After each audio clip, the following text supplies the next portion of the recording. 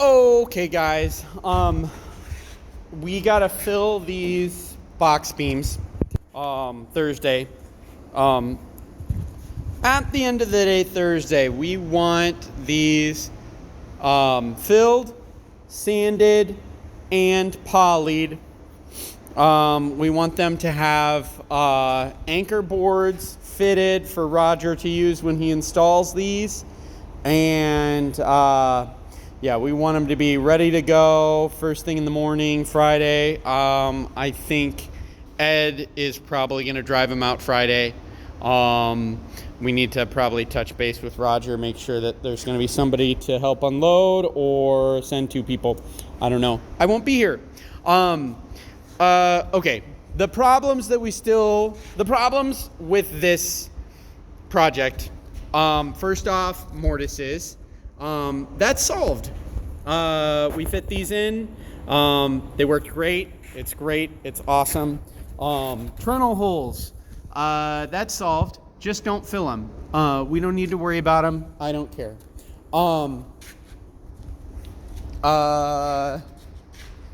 Buggy areas. So that's partly solved. I started doing some fill on that. We've got this one that's really bad.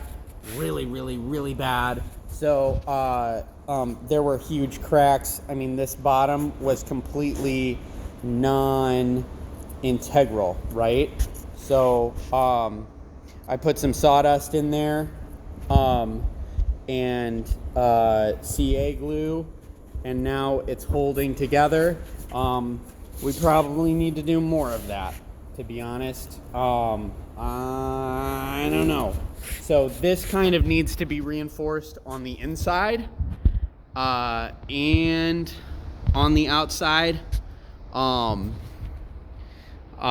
This is an area where we don't want the top edge to get that much thinner. We're gonna have a big gap against the ceiling. And all of this is gonna sand away if we don't solidify it a little bit with some CA glue. But I just don't know. So that is how I don't know how far I want you to go with that. You just have to do it and decide, right? How much CA glue you, $18 a bottle CA glue you want to use on that. I trust your judgment. Okay. Roger's gonna need to get 12 feet out of this. And so we just gotta figure out how to give it to him. Oh my God. Okay. So yeah, this end of this beam does need to be more solid than this. There's where that CA glue bled through a little bit as it got reinforced, but it's pretty solid. It's pretty good. It's a pretty good thing. Sawdust, CA. Mix some coarser chip in there from the chainsaw area, and that'll go. Another buggy area that I worked pretty hard on was this one. This is really buggy, and you still see a gap there, but you can't see a gap there. What you see, there, that was a gap, and now it's filled. Now it's filled with sawdust that's been CA'd. So we need to reinforce this with CA a little bit, and we probably need to. So that corner, is filled with CA and kind of bridged across the corner, edge to edge, right? So we need to bring it a little further this way and a little further this way, close that gap in the glue line. This is a part where we're totally cracked apart. Like this whole piece broke apart into two, and so I bridged it with this, and I've got a bunch of glue and sawdust putty that I just jammed in there and clamped into place, and so that should be pretty solid by tomorrow morning. Yeah, a lot of this is just going to be judgment calls on your guys' part in terms of how far we want to go. I made up a document and how much of this we peel off, how much of this we pull off, and how much of we chisel down, so that it's not falling off, because we want to chisel off or pick off the pieces that are going to fall into the Perkins's family dinner, you know. So we just want to clean it up. Okay, so buggy areas, the third problem, partly solved, partly not. Anchor boards. So I put on this document 3 foot long anchor boards, fit to width, maybe width minus 1/8 of an inch, just to give them some play. 3 foot long boards for each of the 3-sided beams. So this total 9 boards, and 6 3 foot long 2x2 ish, for the 2-sided beams, the walnut beams. Which I don't know how much fill the walnut beams need. I think they're just going to need, maybe that other corner looks a little rougher. I don't know. You can look at it. But 6 2x2s, so 3 for each edge of those 2-sided beams. And I think that I think what we should use for all those anchor boards is behind this door right here. All these are too short to go across the pallet racking, so that's enough. It's enough. And then I'll have his anchor boards.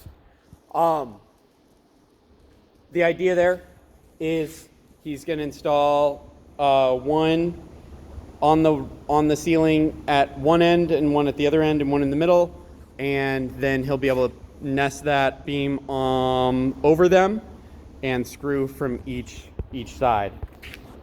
Screw from each side. All right. Other problem, the last problem that I have on my mind is checks. Okay, checks and cracks. We could fill checks and cracks on the sides because we've got a big check right here. So they're going to screw into the anchor board through this side, and we've got a big old check. But we want that screw to hold all of the beam, not just the part on the top side of the crack.